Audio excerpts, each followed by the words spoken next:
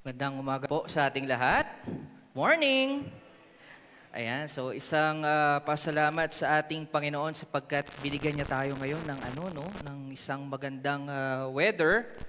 Isipin natin, almost magto 2 weeks ng pagbuhos ng ulan. Meron po kasi kami inaalagaan na halaman dun sa aming ancestral house. And pag-uusapan namin ang mag-asawa na siguro nalulunod na yung mga halaman no sa dami no ng buhos ng tubig na ibinibigay no ng ulan. And naging blessing ito sapagkat napansin natin tumaas yung tubig no sa Angat Dam. So sa kahit anong paraan na nakikita natin, meron pa ring blessing sa lahat ng nangyayari no, sa ating buhay. Pakibati naman po ang ating mga katabi ng isang mapagpalang umaga. Ayan, para naman almost 1 week tayong hindi nagkita-kita dahil sa habagat ng dagdaan. Ngunit salamat sa Panginoon at tayo'y sama-sama nagpupuri at nag-aalay ng pagsamba at makinig ng kanyang mga salita. Bago tayo pagsimula ay samahan niyo po ako sa panalangin. Dakila naming Diyos, Ama, makapangyarihan sa lahat. Maraming salamat po sa umagang ito pinagkaloob sa bawat sa amin. Salamat, Panginoon, sa pagkakataon na muli makapag-aral kami ng inyong mga salita. Buksan niyo po ang aming puso, buksan niyo po ang aming sipan. Buksan niyo rin po, Panginoon, na ang aming tenga sa pakikinig upang sa gayong Panginoon ay itong mensahe mo na dadalhin sa inyong mga anak ay mag-manifest sa aming mga buhay. Itago niyo po ako sa likod ng inyong kabanalan. Gawin niyo pong tungtungan ng inyong paang, inyong abaglingkod. Upang sa gayong Panginoon, ang inyong pong kaluwalhatian, ang aming pong makita at aming masumpungan sa umagang ito. Ito po aming dalangin sa pangalan ni Jesus. Amen. Tayo po ay nasa pangatlong linggo na no, ng ating pag-aaral ng isang series no, tungkol sa tema ng buwan ng August.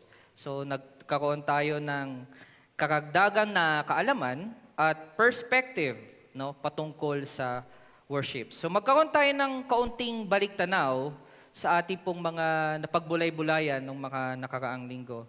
So nung first Sunday, no, ating napagbulay-bulayan na sa pamamagitan ng worship no, at pagsamba natin sa ating Diyos, tayo ay napapalapit sa Kanya. So we draw near to God to worship. At sa second Sunday, nung tayo po ay nagkaroon ng live worship via Facebook, okay, atin naman pong nagsumpungan at natunghayan yung panibagong kaalaman at nagbigay ito ng diin sa katotohanan na sa pagiging faithful ng ating Diyos. At kung aalalahanin natin ang lahat ng kanyang mga nagawa sa ating mga buhay, doon tayo nagkakaroon ng pusong nagbibigay ng pasasalamat sa Kanya that we may have a heart of gratitude in worship. At sa pagkakataong ito, sa pagkakaroon natin no, ng desire no, to worship God, to know and experience His presence into our lives, hindi natin napapansin no, na we are being transformed. Nagiging evident ito sa ating pag-iisip, point of view, sa ating pagkilos, sa ating pag-respond sa ating mga nararanasan sa buhay, at yung ways on how we see things. Sa pagpapatuloy po ng series ng ating pag-aaral, ito po ay pinangatan natin sa umaga nito na the transforming power of worship. Ayan. Base po sa binasa ng ating kapatid na Angel, Nina, so muli natin balikan po no, ang salita ng Panginoon makikita natin sa Romans chapter 12, verses 1 to 2 na makikita po natin sa NIV. Therefore, I urge you, brothers and sisters, in view of God's mercy, to offer your bodies as a living sacrifice, holy and pleasing to God. This is your true and proper worship. Do not conform to the pattern of this world, but be transformed by the renewing of your mind. then you will be able to test and approve what God's will is. His good, pleasing, and perfect will. Bigyan po natin ng diin yung verse 2, no? Sabi dito, do not conform to the pattern and this world. Makikita natin, no? But be transformed by the renewing of your mind. No? So sa Tagalog, di ba, hayaan yung baguhin ng Diyos ang takbo ng inyong pag-iisip. Okay? Upang malaman natin kung ano ang gusto niya. So merong dash yan eh. No? Kung babasahin natin sa Mabuting Balita, Biblia, makikita natin, may dash doon. Kung ano ang gusto niya, yung mabuti, nagpapasaya sa kanya, at perfect. Ayan. So makikita rin natin yung mga salita na yon sa Pinoy version. Ayan. Na nagbibigay tunghay ito sa ating unang punto sa umaga nito, which is number 1, worship transforms the way we think. Worship transforms the way we think. As we worship, unti-unti natin nakikilala ang nature ng Diyos. And He reveals Himself to us. Okay? So sa paanong paraan? To the messages from the Bible, to the songs that being sang ng ating worship team, ating tinutugtog at Damascus Encounter, ating inaawit bilang isang congregation. Ang inaawit din, no, di ba? Mensahe ng awit. Ayan. So mula sa ating koro, sa mga preachings ng ating mga beloved pastors, ating mga leaders, at hindi lang yun, pati yung personal encounter natin sa Panginoon in our everyday lives.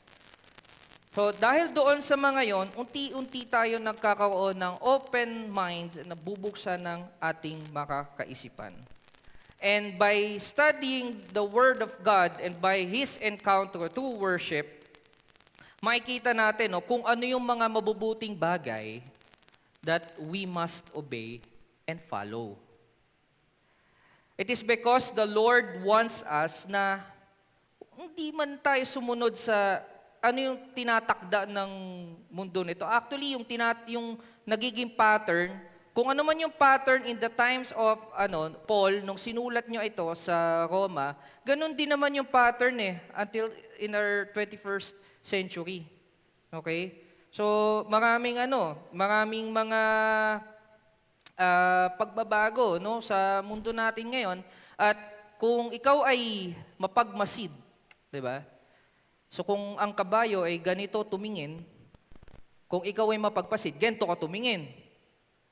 Di ba? Kung magiging mapagmasid ka sa atin, we can attest na ang daming katuruan ngayon, no? Na unti-unting ginagawang new normal. May mga katuruan patungkol sa makabagong adult relationships. May mga katuruan dyan about sa marriage. No? May katuruan kung paano ka umasenso ng mabilis. Fast track, ika nga, no? Fast track in life. Di ba? Yung maling grind and hustle culture. Ayan.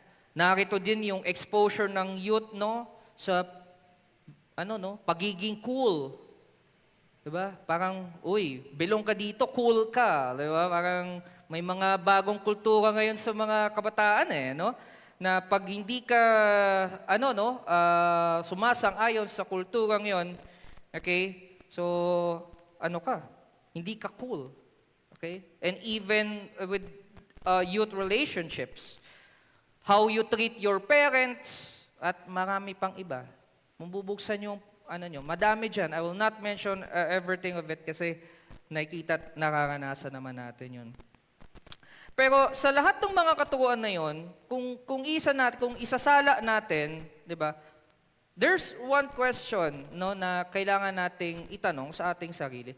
Ang lahat ba ng mga makabagong katuruan na yan ay nauukol sa kung ano ang itinuturo ng Diyos? Basahin po natin ang Efeso chapter 4 verses 23 to 24. Makikita po natin sa mabuting balita Biblia.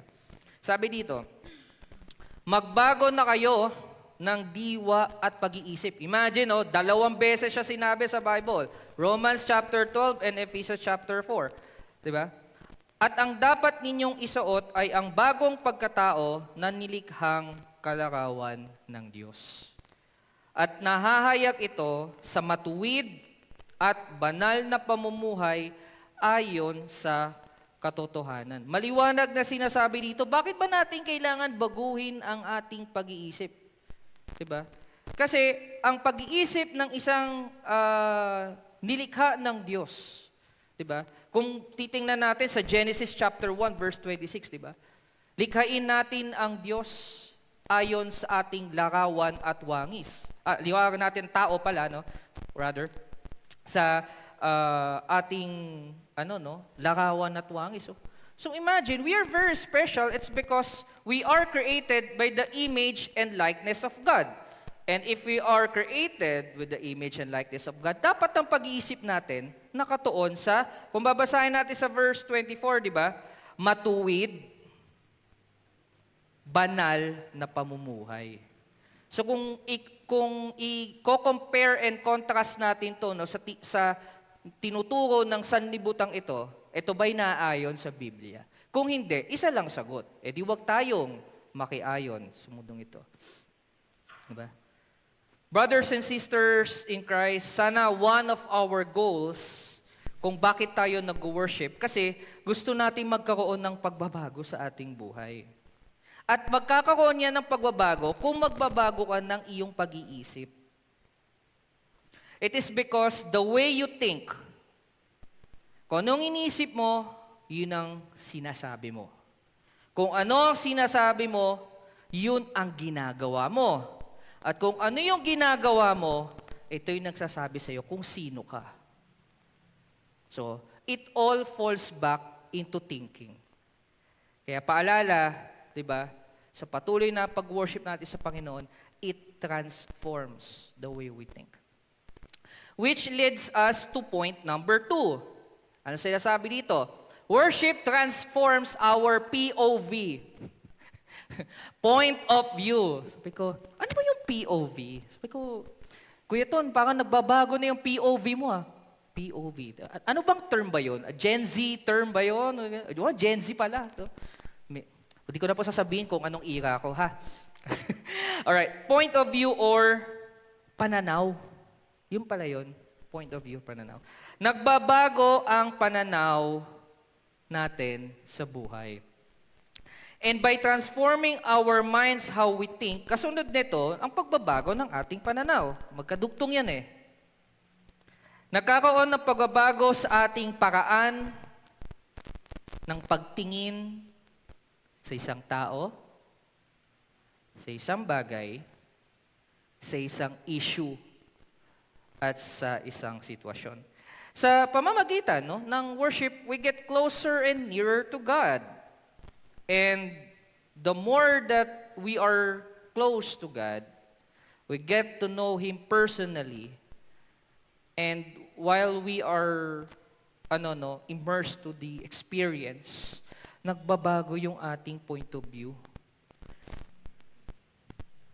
From self-centered point of view to Christ-centered point of view. Mula sa pagiging makasarili patungo sa pagiging makadiyos, pagiging katulad ng ating Panginoong Jesucristo. Basahin po natin ang Matthew chapter 22 verses 32 to 34 to 39. Ito po ay makikita natin sa NLT or New Living Translation. Sinasabi dito, but when the Pharisees heard that he had silenced the Sadducees with his reply, they met together to question him again. One of them, an expert in the religious law, tried to trap him with the question. And here's the question. Teacher, which is the most important commandment in the law of Moses? Jesus replied, you must love the Lord your God with all your heart, all your soul, all your mind. This is the first and greatest commandment. Basahin natin yung 39.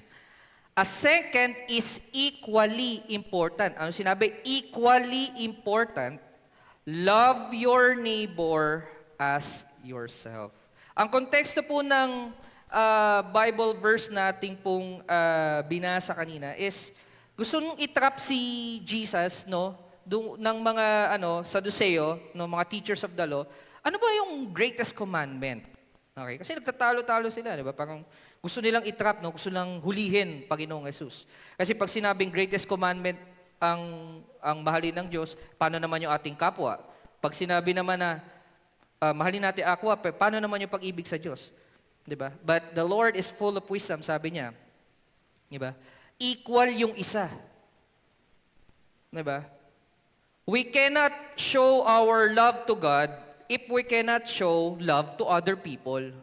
Kung babasahin niyo po yung encounter ni Jesus sa mga tao, okay? Most of his ministries catered for the people of Israel, no? Talagang yung ministry niya is more about sa pagtulong sa mga tao, 'di ba? So as worshipers, 'di ba? Sa ating mga Kristiyano at bilang sumasamba sa ating Panginoon, okay? There's a question. Tanungin natin ang sarili. Sa patuloy ko ba na pag-worship sa Panginoon at sa unti-unti kong pagkakilala sa Kanya, may pagbabago ba kung paano ako makitungo sa aking kapwa, Kristiyano man o hindi? Yun ang yung question. Kasi kung binabago natin ang ating pag-isip, unti-unti nagbabago ang ating pananaw, dapat ang pananaw natin is katulad sa pananaw ng ating Panginoon. So paano natin magagawa yon? Dapat we look into the eyes of Christ. Because if we look into the eyes of Christ and our thinking and point of views are rooted doon, it is reflected sa buhay natin . Reflected in a life of holiness, love, and service to others.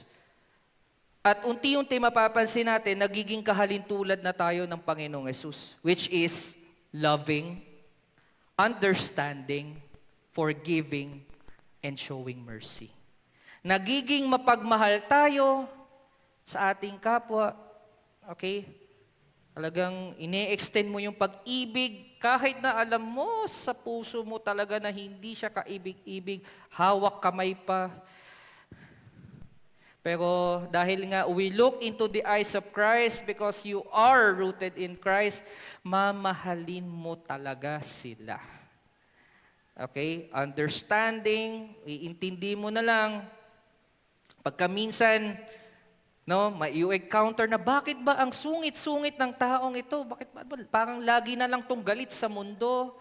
Hindi mo makasundo. Eto na lang, intindihin na lang natin sila.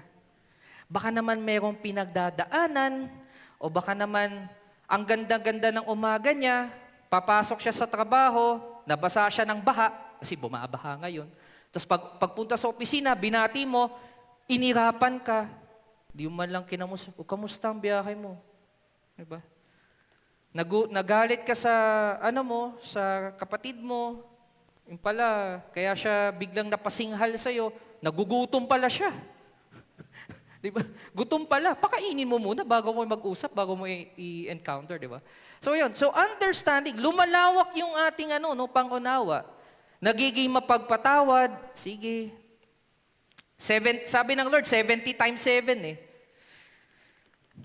Kung titingnan na 70 times 7, i-compare mo yung result nun sa 365 days sa isang taon, so, unli. Unli. Diba? Hindi masukat, nagpapatawad. And, syempre, yung awa, mas lalo tayong nagiging maawain sa ating kapwa. Diba? So, I hope that when we change our perspective from our point of view to Christ's point of view, sana maalala natin ang apat na to. And this leads us to point number 3. Worship transforms the way we see things.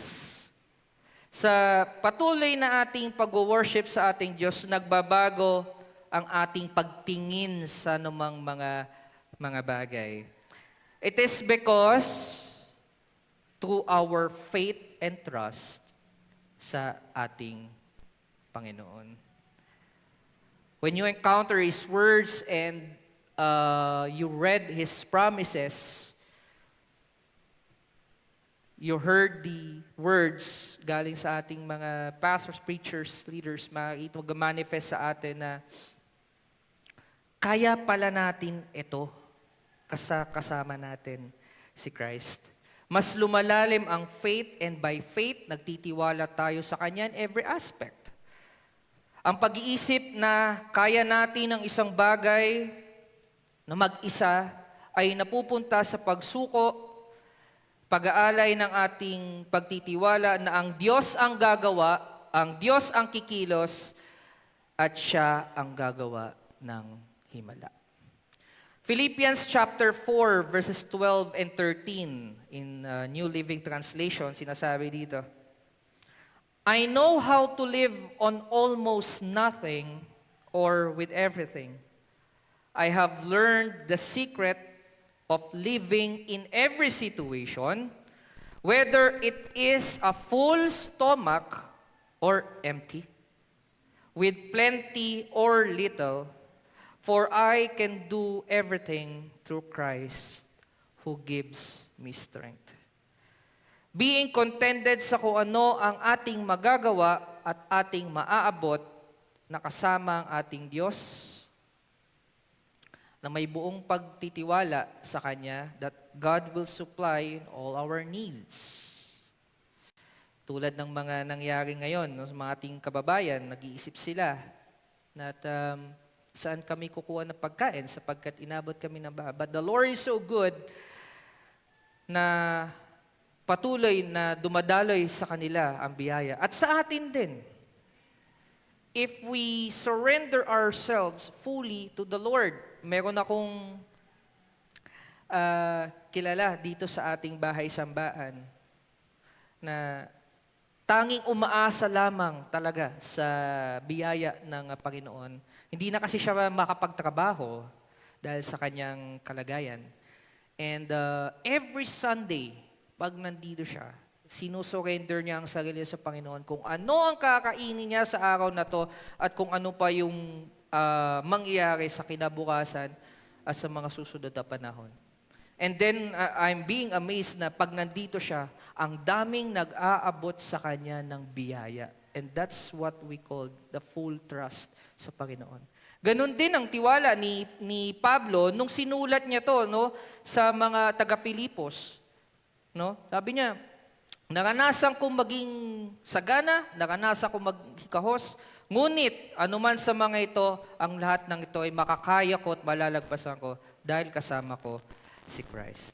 Aside from being contented, no, sa atin, kung ano ating magagawa at maaabot kasama si Lord, hindi din tayo nabubulag sa ating mga ambisyon na kung ang kabayaran naman ay ang ating relasyon sa ating Panginoon. Basahin natin sa Proverbs chapter 3 verses 5 to 6. Makikita natin sa Contemporary English Version, ang sabi dito, with all your heart, you must trust the Lord and not your own judgment. Always let Him lead you, and He will clear the road for you to follow. With all your heart, ibig sabihin, buo, all, trust for the Lord, and not with our own judgment. So, yun na nagbabago yung thinking. Okay? And if we acknowledge Him every day in our lives, magkakaroon ng pagbabago. No? From over-ambitious, papunta sa the Lord and my ambitions. Which leads us to point number 4, worship transforms the way we respond on situations. No? Nagbabago ang paraan kung paano tayo mag-respond sa anumang sitwasyon na ating kinaharap. Acts chapter 16 verses 25 to 26 sa New Living Translation, sasabi dito, around midnight, Paul and Silas were praying and singing hymns to God. And the other prisoners were listening. And suddenly, there were a massive earthquake, and the prison was shaken to its foundations. All the doors immediately flew open, and the chains of every prisoner fell off. Ang context ng talatang ating nabasa is si Paul and Silas ay hinuli ng Roman soldiers. It's because of their preaching, no? Sa kanilang pagpipreach ng Word of God, pinagbabawal sila. Pero hindi sila natinag. Nahuli. Nung nahuli, kinulong. Okay? Imbis na ang isipin nila, naglilingkod na nga ako sa Panginoon, nakulong pa ako. Pero anong ginawa nila? Iba ang kanilang response sa nangyari sa kanilang buhay. Umawit sila ng papuri sa Panginoon. At alam naman natin kung ano ang kasunod. Nalugod ang Panginoon at sa kanyang kaluguran, nagkaroon ng earthquake. Hindi earthquake, massive earthquake. So, alamin na lang natin kung ano yung massive, no? Talagang matinding paglindol na almost maguho yung pundasyon ng kulungan. So ano yung ang tinuturo natin, makikita natin dito, no? Na tulad ng nararanasan natin kamakailan lang, na talagang bumabaha na, almost nagagalit na tayo, galit, inis, lahat na lang. Yung tipo na naghalo-halo na ang iyong emosyon, hindi mo na alam kung paano mag-react. At pagka minsan sa sobrang galit mo, gusto mo na lang mag-rant sa social media. Okay? Pero hindi mo ginagawa yon. So ang nagiging respond is nagiging mapagtiwala na sa pamamagitan ng tulong ng Diyos, kumikilos tayo at gumagawa ng paraan kung ano yung kaya pa nating gawin sa ating buhay at makatulong pa sa kapwa. 'Di ba? Imagine yung naging respond ng mga taga-Noveleta, yung floodgate. 'Di ba? So reklamo imbis na anong inisip nila? So they think of a way na tayo na lang maggumawa ng paraan para aside from saving ourselves, 'di ba? Shinare nila yung paraan na yon at yung karamihan sa mga mamamayan doon sa Barangay Noveleta, nagtayo sila sa sarili ng floodgate. At natutuwa ako doon sa respond ng floodgate na yun. Talagang hindi pumapasok yung baha. Na sa pag-asa na nasa atin, okay, na nagbibigay ito ng pananampalataya na alam natin, kikilos din ang Diyos sa mga nananalig at nagtitiwala sa Kanya, kasama ang pagkilos. It shifts our focus from life's problems to God's power and faithfulness. Which leads us to point number 5, worship transforms the way we act. Basahin po natin sa Psalms chapter 27, verses 13 and 14, makikita po natin yan sa English Standard Version or ESV. I believe that I shall look upon the goodness of God, of the Lord, in the land of the living. Wait for the Lord, be strong, and let your heart take courage. Wait for the Lord. Sa patuloy na paglalim ng ating relationship sa ating Panginoon, mas nagtitiwala tayo sa Kanyang timing. Sa panahon ngayon na almost lahat dapat instant, napakabilis ng takbo ng mundo natin ngayon. Almost lahat instant. Pati pagkain gusto instant. Paano i-deliver? Minsan, i-deliver pa lang, no? Pa-deliver ka sa isang delivery, naiinip ka na. Sabi mo sa sarili mo, fast food nga eh. Dapat pag dineliver, fast din. 'Di ba? Paano ba dinideliver one goods to another? Via courier. Okay, minsan naiinip pa tayo, tinititigan pa natin yun, no? Yung kung saan siya nagagaling. Uy, malapit na siya. 15 minutes na lang. Pag lumagpas ng 15 minutes, siguro mga 17, 20 minutes, tatawagan mo na yung ano. No? Fast-paced eh. Actually, baka nga pati prayers, gusto natin, fast din ang response. Ang dami mong ipinapanalangin sa Panginoon. Lord, tagal ko nang pinapanalangin to. Ilang taon na. Kailan ba ang sagot mo? Di ba? So, if we worship the Lord, tuloy natin siya nakikilala, base dun sa talatang sinasabi natin. Ano sinasabi ng Biblia, no? Wait for the Lord. Kung sabi ng Lord, di ba? Wait for Him. Just like the Israelites wait for their Lord and Savior, we must learn how to trust the Lord and wait for His perfect timing. Nakakainip, totoo.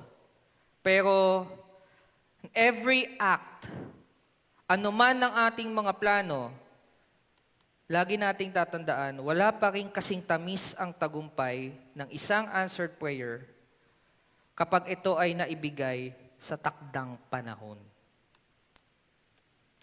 Matututo tayo na magtiwala sa Kanyang pagkilos at umasa tayo na sa lahat ng iyon ay mabuti ang nakalaan talaga sa atin. Sapagkat sometimes in our prayers, in every request that we